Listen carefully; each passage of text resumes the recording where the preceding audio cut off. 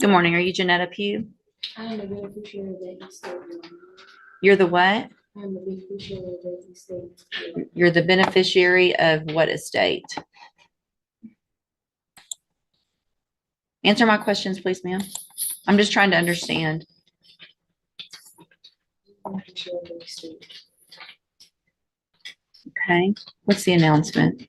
Judge, it's my understanding that Ms. Pugh and her family has retained an attorney on this matter.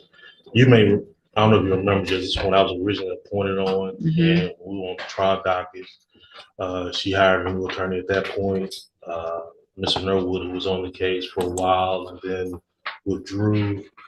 And once, recently when the case came back to me, I visited her and was told that they did retain another attorney. I was given the name of Christopher Wiley this morning, but I have not heard from him. And my understanding is that at this point still hasn't filed anything with the court. Okay. But I've been told that that's who's supposed to be taking over the case. Okay. For the record, I recognize Ms. Pugh. She's been here before. I do as well, for the record. And I looked into Mr. Christopher Wiley. I can't find that person as a practicing lawyer in the state bar page, and I have not been contacted by anybody on Ms. Pugh's behalf.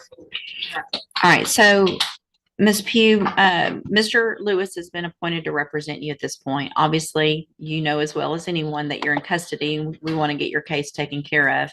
If you've hired or your family has hired another lawyer, then they have to contact the court so that we can do something with your case. And do you know if they've hired someone? Respectfully, Your Honor, I do not agree with your appointed foreign agents, considering that the first duty is to the state and will be considered conflict of interest. Your Honor. Okay, so if you don't want, the only thing I can do, I'm appointing an attorney to you to help you, right? So if you don't want a court-appointed attorney, then your only option, two things. One is to represent yourself or to hire a lawyer. So if you don't like the way it works, then you do something different. So are you, listen to what I'm saying. Are you either going to represent yourself? Or are you going to let Mr. Lewis represent you? Or are you going to hire someone? Objection, Your Honor. Respectfully, is this a court of record? It is a court of record. So your objection's overruled. Okay. Respectfully, Your Honor, where is the verified claim that is being placed against my trust? It's right here. It's called an indictment. At this point, the judge has made it clear that the defendant must choose between three options: accept court-appointed counsel, hire private counsel, or represent herself. Instead of answering the court's direct questions, she continues raising sovereign citizen-style arguments about trusts, claims, and jurisdiction. The judge remains calm, explains the legal process, and repeatedly reminds her that legal challenges must be presented through proper motions filed by an attorney. And Mr. Lewis has a copy of it, and he can show it to you. So that would be the verified claim against you. Okay. Your Honor, respectfully, Your Honor, there were writs that was filed to the case that still haven't been received. I've received your petition for writ of habeas corpus, and it's denied. Okay. Respectfully, Your Honor, I demand to be released due to lack of evidence of stated claim and not being given the proper opportunity to obtain proper counsel to effective defense. It's overruled. Okay.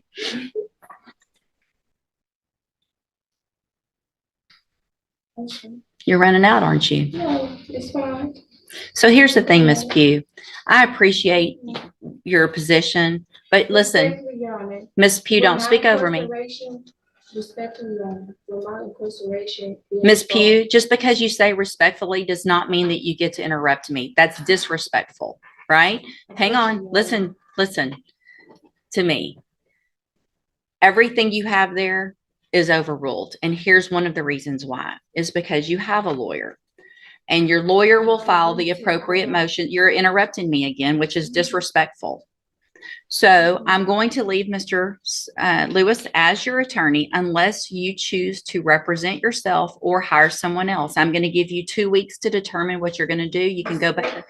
You can go back with the bailiff. I do not agree or comply to your appointed. Go back. Agents. You already said that, and that's overruled. Duty is to the state. Go back with the bailiff. Get your own attorney or represent yourself if you don't like it.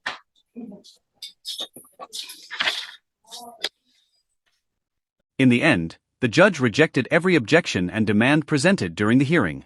After multiple interruptions, the court decided to keep appointed counsel in place and gave the defendant 2 weeks to either hire a lawyer or represent herself. The hearing serves as another example of how courts require legal arguments to follow established procedures rather than unsupported courtroom theories.